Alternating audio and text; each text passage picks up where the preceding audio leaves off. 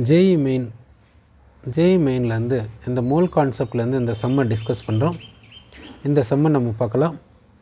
At 300 Kelvin and 1 atmospheric pressure 10 ml of a hydrocarbon required 55 ml of oxygen for complete combustion and 40 ml of carbon dioxide is formed. The formula of the hydrocarbon is. இப்போ இங்கே பார்த்தீங்கன்னா 4 options கொடுத்துருக்காங்க. A option பாருங்கள். ஏ ஆப்ஷனில் சிஎல்லும் கொடுத்துருக்காங்க. ஆனால் நமக்கு கேட்டிருக்கிறது என்னென்னா த ஃபார்முலா ஆஃப் ஹைட்ரோகார்பன் தான் கேட்டிருக்காங்க. ஹைட்ரோகார்பன்னா அதில் கார்பன் ஹைட்ரஜன் மட்டும்தான் இருக்கும். ஆனால் ஆப்ஷன் ஏல சிஎல்லும் இருக்குது. அதனால் ஆப்ஷன் ஏ ஆன்சராக வராது. ஆப்ஷன் பியில் பார்த்தீங்கன்னா C4H6 ஹைட்ரோகார்பன், சியும் ஹைட்ரோகார்பன், டியும் ஹைட்ரோகார்பன். இப்போ இந்த ஹைட்ரோகார்பனை எப்படி கண்டுபிடிக்கிறதுன்ட்டு நம்ம பார்க்கலாம். சரி, இப்போ என்ன சொல்லியிருக்காங்கன்னா இந்த கொஷினில் பார்த்தீங்கன்னா இந்த ஹைட்ரோகார்பன் கொடுத்துருக்காங்க. இந்த ஹைட்ரோகார்பன் வந்து என்னன்னு நம்ம கண்டுபிடிக்கணும். அதனால் என்ன பண்ணலான்னா ஹைட்ரோகார்பனை வந்து CXHYன்னு எழுதிக்கலாம். ஹைட்ரோகார்பன் வந்து CXHY. இது என்ன பண்ணுதுன்னா இங்கே என்ன போயிருக்கு பாருங்கள், கம்பஷனுக்கு போகுதுன்னா ஆக்சிஜன் கேஸோட ரியாக்ட் ஆகுது. ஆக்சிஜன் கேஸோட ரியாக்ட் ஆகிட்டு என்ன கொடுக்குதுன்னாக்கா, இப்போ இந்த ஹைட்ரோகார்பனில் இருக்கக்கூடிய கார்பன் ஆக்சிஜனோட கம்பஷனுக்கு போயிட்டு என்ன கொடுக்குன்னா கார்பன் டை ஆக்சைடு கேஸை கொடுக்கும். அடுத்து என்ன கொடுக்குன்னா இந்த ஹைட்ரஜன் பார்த்திங்கன்னா இந்த ஹைட்ரோகார்பனில் இருக்கக்கூடிய ஹைட்ரஜன் ஆக்சிஜனோட கம்பைன் ஆகிட்டு என்ன கொடுக்குன்னாக்கா வாட்டரை கொடுக்கும்ன்ட்டு சொல்கிறோம். சரி, இப்போ இந்த ஈக்குவேஷனை பேலன்ஸ் பண்ண போகிறோம். இந்த ஹைட்ரோகார்பனில் கார்பன் பார்த்திங்கன்னா எக்ஸ் டைம்ஸ் இருக்குது. அப்போது கார்பன் டை ஆக்சைடு என்ன பண்ணலான்னா X times carbon di oxide எடுத்துக்கலாம். இந்த ஹைட்ரோகார்பனில் பார்த்திங்கன்னா H வந்து ஒய் டைம்ஸ் இருக்குது. அப்போ இந்த வாட்டர் என்ன பண்ணலான்னா y/2 டைம்ஸ் எடுத்துக்கலாம்.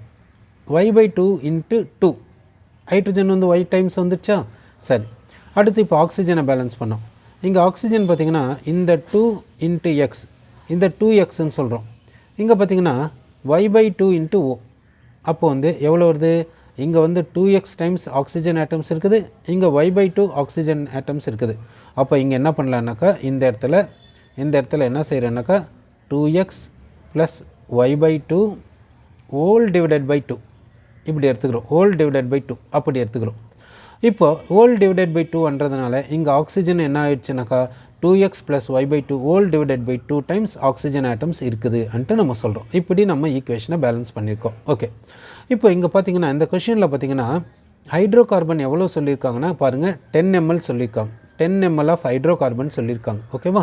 சரி, ஹைட்ரோகார்பன் 10 ml. இந்த 10 ml ஆஃப் ஹைட்ரோகார்பனுக்கு எவ்வளோ ஆக்சிஜன் தேவைப்படுதுன்னா 55 ml ஆஃப் ஆக்சிஜன் தேவைப்படுது. இது கம்பஷனுக்கு போச்சுன்னா எவ்வளோ கார்பன் டை ஆக்சைடு கொடுக்குது பாருங்கள், 40 ml of carbon dioxide கொடுக்குதுன்ட்டு சொல்கிறோம். ஓகேவா. அப்போது ஹைட்ரோகார்பன் எவ்வளோ ரியாக்ஷனுக்கு போச்சுன்னா 10 ml ஆஃப் ஹைட்ரோகார்பன் வந்து ரியாக்ஷனுக்கு போகும்போது இது 55 ml ஆஃப் ஆக்சிஜனை எடுத்துக்கின்னு கார்பன் டை ஆக்சைடு எவ்வளோ கொடுக்குது, 40 ml ஆஃப் கார்பன் டை ஆக்சைடை கொடுக்குது. சரி, அப்போது 10 ml ஆஃப் ஹைட்ரோகார்பனுக்கு 55 ml ஆஃப் ஆக்சிஜன் தேவைப்படுது.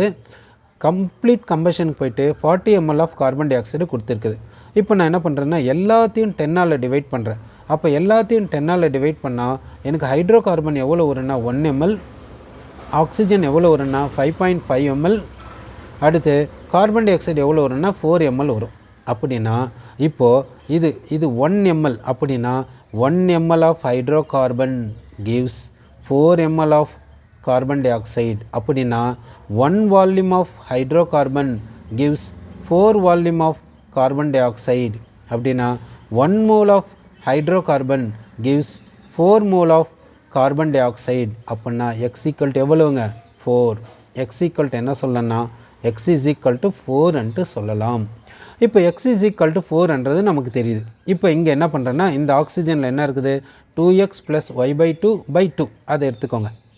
இப்போ இங்கே என்ன இருக்குது ஆக்சிஜனுக்கு என்ன சொல்லியிருக்குன்னா 2x + y/2 whole divided by 2 அப்படி சொல்லிக்கோ.